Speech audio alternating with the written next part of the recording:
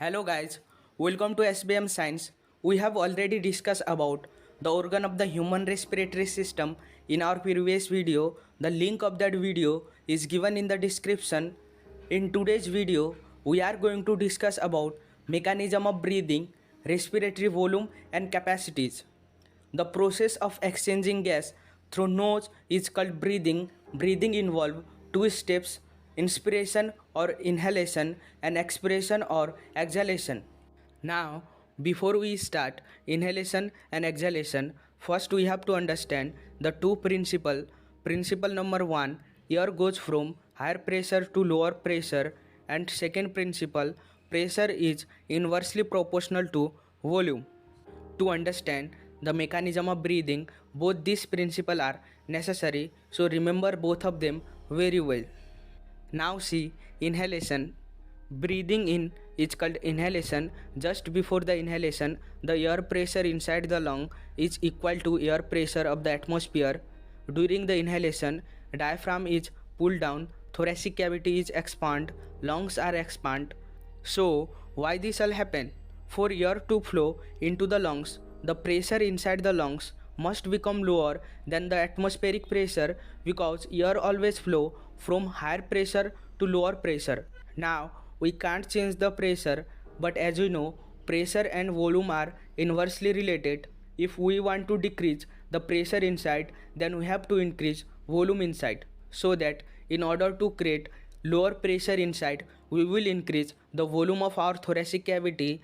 Therefore, in order to increase volume inside, our ribs are moved upwards and diaphragm pull downs. Because of this, the pressure inside lungs become lower than the atmospheric pressure, so that air automatically enter into the lungs.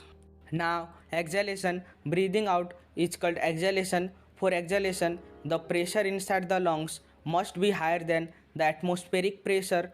Exhalation is the exact opposite of inhalation. In inhalation, ribs are moved upwards. In exhalation, ribs are moved downwards. In inhalation, diaphragm pull down.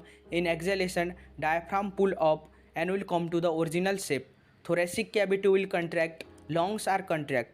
Now we are going to see our next topics, that is respiratory volume and capacities.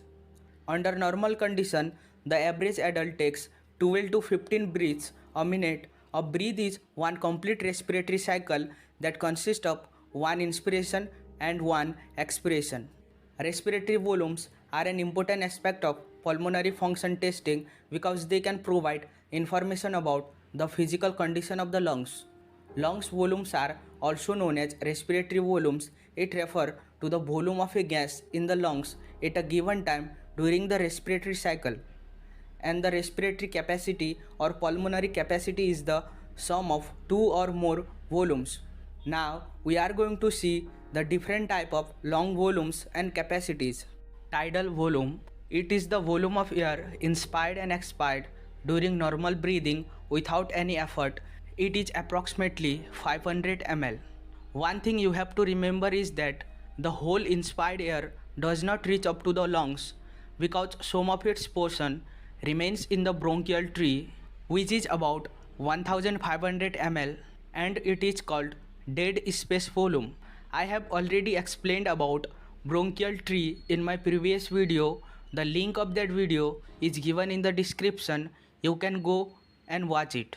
Now, inspiratory reserve volume, it is an extra amount of air that can be inspired forcibly after a normal inspiration. Its value is about 2500 ml to 3000 ml. Expiratory reserve volume, it is an extra amount of air that can be expired by a forcible expiration. It is about 1000 ml to 1100 ml.